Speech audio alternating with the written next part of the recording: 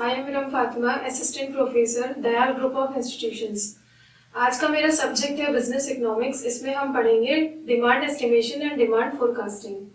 तो सबसे पहला जो टॉपिक है वो हमारा डिमांड एस्टिमेशन है। डिमांड एस्टिमेशन क्या होता है?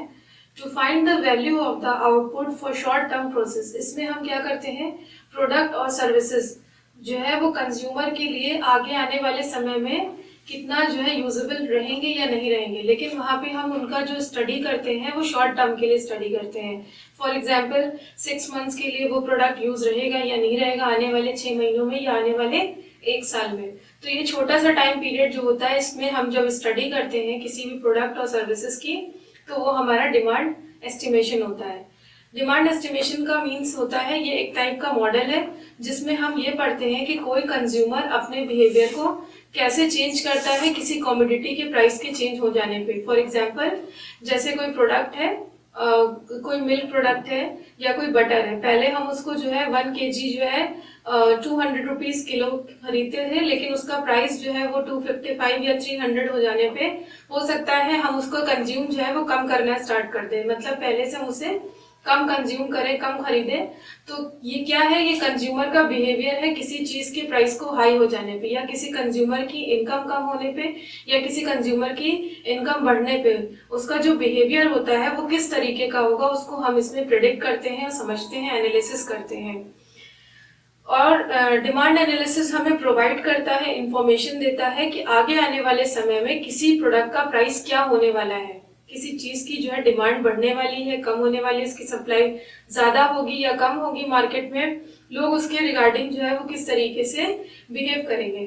तो यहाँ पे जो है वो कंज्यूमर्स को हम समझते हैं कि वो क्या चाहता है हमसे और उसकी डिमांड क्या है। तो किसी भी पर्टिकुलर बिजनेस में हम जब पहले से एनालिसिस करते हैं शॉर्ट टर्म ऑफ पीरियड के लिए, उसको हम लोग कहते हैं डिमांड एस्टिमेशन। उसके बाद हमारा नेक्स्ट टॉपिक है डिमांड फोरकास्टिंग। तो जब डिमांड फोरकास्टिंग की बात आती है तो सबसे पहले होता है कि why demand forecasting is necessary. क्यों डिमांड फोरकास्टिंग जो है वो इम्पोर्टेंट है या जरूरी है? क्योंकि जो है डिमांड जो होती है प्रोडक्ट और सर्विसेज की, वो क्या है, अनसर्टेन है, मतलब फिक्स नहीं है। कभी किसी चीज की डिमांड बहुत ज्यादा हो जाती है, कभी बहुत कम होती है। क्यों? क्योंकि जो है डिमांड के जो वेरिएबल फैक्टर्स हैं वो क्या होते हैं, चेंज होते रहते हैं टाइम के साथ, ट्रेंड के साथ, फैशन के साथ, कंज्यूमर की इनकम के साथ। तो वहां पे ये सारी चीजें क्या होती हैं, चेंज होती रहती हैं। लेकिन एस्टिमेशन में क्या था, हम जब एनालिसिस कर रहे थे प्रोडक्ट्स की या सर्विसेज की, वो शॉर्ट टर्म के लिए कर रहे थे, लेकिन इसमें क्या है, लॉन्ग टर्म की बात हम करते हैं, जो कि 2 से 6 इयर्स तक की होता है, कि हम 2 से 6 साल तक का जो है अंदाजा अनुमान लगाते हैं कि 2 से 6 साल तक की जो है जो हम प्रोडक्ट बनाने जा रहे हैं वो लोगों की जरूरत में रहेगा या नहीं रहेगा। कहीं ऐसा ना हो कि वो मार्केट से ऑब्सोलीट हो जाए और मैंने जितना प्रोडक्ट बनाया वो सारा वेस्ट हो जाए। तो इसलिए हम ये एनालिसिस करते हैं, वो फोरकास्टिंग में आता है। फोरकास्टिंग जो है वो किन चीजों के लिए यूजफुल होती है? नंबर 1 है स्ट्रेटेजिक प्लानिंग। स्ट्रेटेजिक प्लानिंग इसलिए की जाती है क्योंकि ये long term of period strategy होती है इसमें, जिसमें हम लंबे समय के लिए प्लानिंग उसमें करते हैं। नेक्स्ट है फाइनेंस एंड अकाउंटिंग, जिसमें हम देखते हैं कि जो है बजट क्या है और कॉस्ट कंट्रोल कैसे करेगा वो अपने बिजनेस की। थर्ड वन है मार्केटिंग में, जैसे कि सेल्स प्रमोशन के लिए उसका जो भी मनी लगना है या जो नए प्रोडक्ट्स आने वाले हैं वो उनको तुरंत नीड और वांट्स के अकॉर्डिंग बना पाएगा या नहीं बना पाएगा। एट द टाइम वो फिक्स टाइम पे जो है वो उसको जो भी नीड उसकी पड़ेगी उसको पूरा कर पाएगा या नहीं कर पाएगा। उसके बाद है प्रोडक्शन और ऑपरेशंस में। कहने का मतलब ये है कि हम ये कोशिश करते हैं कि हमारा ऑप्टिमम यूटिलाइजेशन हो पाए नेचुरल रिसोर्सेज का, जिससे हम आगे आने वाले समय में 2 से 5 साल का जो समय है, क्योंकि किसी भी बिजनेस को पूरी तरीके से स्टैब्लिश करने के लिए 2 to 5 इयर्स लगता है। तो आने वाले समय में 2 से 5 साल तक के जब हम सारे एनालिसिस कर चुकेंगे तो हम उस प्रोडक्ट की डिमांड होगी या नहीं होगी, या फिर हम फोरकास्ट ये कर सकते हैं कि अभी इस चीज की जरूरत नहीं है लेकिन आगे आने वाले समय में हो सकती है। ठीक है, तो ये हो गया कि फोरकास्टिंग क्यों जरूरी है। उसके बाद है फोरकास्टिंग होती क्या है। तो फोरकास्टिंग का नॉर्मली जो है, डिमांड फोरकास्टिंग का नॉर्मल हमारी डेली लाइफ से एग्जांपल है। फॉर एग्जांपल जब हम स्कूल में पढ़ते थे तो हमारे स्कूल के बाहर एक समोसे वाला आता था, वो जो है हमको वो 200 समोसे लेके आता था और उसके जो है डेली वो 200 समोसे जो है वो सेल हो जाते थे। तो कहने का मतलब ये है कि वहां पे उसको इस बात का अंदाजा था कि 200 समोसे लाएगा, ना वो कम पड़ेंगे ना वो ज्यादा पड़ेंगे, क्योंकि अगर कम पड़ जाएंगे तो उसको नुकसान होगा बिजनेस में, और अगर ज्यादा हो जाएंगे तो वो सोल्ड नहीं होंगे, और समोसे जो है वो फॉरन कंज्यूम करने वाली चीज है, वो उसको रख के नेक्स्ट डे नहीं सोल्ड कर सकता है, तो वो वेस्ट हो जाएंगे, तो उससे जो है उसकी रिसोर्सेज भी वेस्ट होंगी। तो यहाँ पे कह सकते हैं हम कि डिमांड भी जो है वो कितनी है, 200 समोसा है, और सप्लाई भी कितनी है, 200 समोसा है। ठीक है, तो इसको हम बिजनेस इकोनॉमिक्स की लैंग्वेज में क्या कहते हैं, डिमांड फोरकास्टिंग कहते हैं, कि हमने पहले से उसमें डिमांड फोरकास्ट कर रखी है। फिर उसके बाद है व्हाट इज डिमांड फोरकास्टिंग। ये हो गया डिमांड फोरकास्टिंग। डिमांड फोरकास्टिंग का मतलब होता है कि जो भी हम किसी चीज का प्रोडक्शन कर रहे हैं वो उसकी डिमांड के हिसाब से करें, उसके अकॉर्डिंग करें, कहीं ऐसा ना हो वो प्रोडक्शन जो है वो वेस्ट हो जाए। कितनी क्वांटिटी में हमें उसे करना है मार्केट के लिए, जैसे कि मैंने स्कूल वाला एग्जांपल दिया कि उनको पता था कि स्कूल में इतने स्टूडेंट्स हैं या इतने स्टूडेंट्स हैं जो इतना समोसा कंज्यूम करेंगे, उसी हिसाब से हमने क्या किया, उसका प्रोडक्शन किया। तो इसको हम एक लाइन में ये भी कहते हैं एस्टिमेशन ऑफ फ्यूचर डिमांड। हम इसमें फ्यूचर डिमांड को एस्टिमेट करते हैं। अब उसके बाद नेक्स्ट है methods of demand forecasting. Demand forecasting की कई मेथड्स हैं, जिसमें हम नंबर 1 है, अगर हम उसकी बात करें साइज के बेसिस पे, demand forecasting on the basis of size, वो 2 टाइप्स का है। नंबर 1 है इंडस्ट्री लेवल और दूसरा है फर्म लेवल।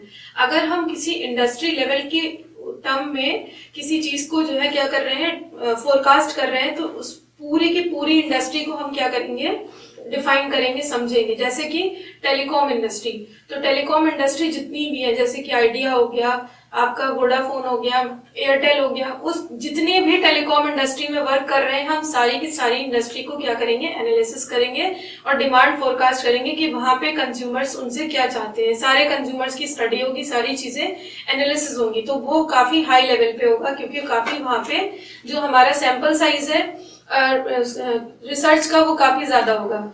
लेकिन अगर फर्म लेवल की बात करें तो फर्म लेवल में हमने जैसे किसी एक टेलीकॉम इंडस्ट्री को ले लिया, फॉर एग्जांपल रिलायंस जियो को सिर्फ ले लिया, हम सिर्फ उनके प्लान्स को स्टडी कर रहे हैं, वो कंज्यूमर्स को कितना बेनिफिट दे रहे हैं, उनसे लोगों को क्या फायदा पड़ रहा है, तो ये छोटी सी चीज के ऊपर हम उस डिमांड फोरकास्ट कर रहे हैं किसी एक चीज को लेके, तो उसको हम कहते हैं किसी एक फर्म को फर्म लेवल पे। तो ये 2 टाइप्स हो गए, एक इंडस्ट्री लेवल, दूसरा firm level. Demand forecasting size के ऊपर। डिमांड फोरकास्टिंग टाइम के ऊपर भी होती है। जो शॉर्ट टर्म होता है उसको शॉर्ट टर्म कहते हैं, जो लॉन्ग टर्म होता है वो लंबे समय के लिए होता है। शॉर्ट टर्म जो होता है हमारा डिमांड फोरकास्टिंग, वो हमारा 6 मंथ से 1 ईयर तक का होता है, जिसमें हम जो है स्टडी करते हैं कि शॉर्ट टर्म के लिए कितना जो है, इतने समय में हम स्टडी करते हैं कि अगर हम इतने समय बाद कोई बिजनेस डाल रहे हैं या एस्टेब्लिश कर रहे हैं या हमारा प्रोडक्ट बन के तैयार हो जाएगा, तो वो लोगों को काम आएगा या नहीं आएगा उस समय। लॉन्ग टर्म में क्या होता है कि हम 2 से 6 साल तक के एनालिसिस करते हैं, अपने आसपास के जो है सर्वाइवल्स को देख करके, इन्वायरमेंट को देख के समझ जाते हैं कि आने वाले समय में उसमें लोगों को उसकी जरूरत पड़ने वाली है या नहीं पड़ने वाली है। ठीक है, तो ये काफी लॉन्ग टर्म प्रोसेस होता है। उसके बाद है इससे एक फन फैक्ट निकल के आता है रिलायंस जियो का। रिलायंस जियो ने भी अपनी जो है लॉन्ग टर्म के लिए क्या कर ली थी, डिमांड फोरकास्टिंग कर ली थी। जब उसने अपना सिम लाया था या अपना फोन लॉन्च किया था, तो उसने ये सोच के किया था कि अभी तो वो, क्योंकि कोई भी कंपनी अपने प्रोडक्ट को फ्री में ऐसे ही नहीं बांटती है, तो उसने जो है सिम्स को जो है स्टार्टिंग में फ्री ऑफ कॉस्ट डिस्ट्रीब्यूट किया था कंज्यूमर्स में। तो ये सोच के दिया था कि आगे आने वाले समय में इसकी बहुत ज्यादा क्या होने वाली है, डिमांड हुई, और जैसे ही डिमांड हाई हुई लोगों की, वैसे ही उसने क्या किया, लोग उसके प्राइस को हाई कर दिया। ठीक है, तो अब जो बायर्स थे वो उसके प्रोडक्ट को खरीद चुके थे, ले चुके थे, तो अब उनको जो है उस सिम को क्या कराना पड़ा, जबरदस्ती रिचार्ज करना ही पड़ेगा, क्योंकि वो उसको परचेज कर चुके। तो इस तरीके से उन्होंने अपने मार्केट को टारगेट किया, पहले फ्री में डिस्ट्रीब्यूशन किया और उसके बाद उससे इतना ज्यादा बेनिफिट उठाया, और अब रियल में जो है रिलायंस जियो एक सक्सेसफुल कंपनी बन गई टेलीकॉम इंडस्ट्री में। उसके बाद है ये साइज का हो गया, टाइम का हो गया, और हम demand forecasting on the basis of buyers intention पे भी करते हैं। वो 3 होते हैं, पहला होता है कंप्लीट इन्यूमरेशन मेथड, सेकंड होता है सैंपल सर्वे मेथड, और थर्ड होता है and use method. Complete enumeration method में हम क्या करते हैं, पूरे के पूरे जो कस्टमर्स होते हैं, जो सारे यूजर्स होते हैं, सारे कस्टमर्स का हम इंटरव्यू करते हैं, सबसे जो है किसी एक प्रोडक्ट को लेकर के स्टडी करते हैं, रिसर्च करते हैं। उसके बाद है सैंपल सर्वे मेथड। उसमें सिर्फ हम पोटेंशियल कस्टमर्स को ही इंटरव्यू करते हैं जो उसमें पार्टिसिपेट करते हैं, जो उस प्रोडक्ट को यूज करते हैं, उससे हमें उनका रिव्यू और रेटिंग मिलता है। ठीक है। थर्ड है and use method. And use में क्या होता है कि हम जो है इनपुट्स और आइडेंटिफाई करते हैं फाइनल यूजर्स को। ठीक है, वहां पे इनपुट्स को समझते हैं और फाइनल यूजर्स को समझते हैं। फॉर एग्जाम्पल रबर मैन्युफैक्चरर है, ठीक है, वो रबर बनाने वाला है, तो वहां पे रबर का जो यूज है वो दो लोग करते हैं। फुटवेयर मैन्युफैक्चरर करता है उसका इस्तेमाल, और दूसरा आपका व्हीकल मैन्युफैक्चरर इस्तेमाल करता है टायर बनाने के लिए। फुटवेयर जो होता है वो आपके स्लीपर्स वगैरह बनाने के लिए यूज करता है। तो ये दोनों जो है इनपुट है, जब इनके पास हम जाएंगे उनसे रिव्यू हमें जो मिलेगा फुटवेयर और क्या बोलते हैं व्हीकल मैन्युफैक्चरर से, तो उसको हम लोग कहते हैं एंड यूज मेथड। मतलब एक कोई पर्सन हो गया जो उसको मेन बनाने वाला था, और फिर उन्होंने किसी दूसरे पर्सन को दिया, दूसरे बिजनेस में दिया, उन लोगों ने उसको यूटिलाइज किया और उसके बाद अपना रेटिंग और रिव्यू दिया। तो उससे हमको पता चलता है कि वहां पे डिमांड फोरकास्टिंग जो की थी हमने वो सही थी या नहीं थी। तो ये 3 मेथड्स पढ़ ली हम लोगों ने डिमांड फोरकास्टिंग के। आई होप आप लोगों को समझ में आ गया होगा। Thank you so much.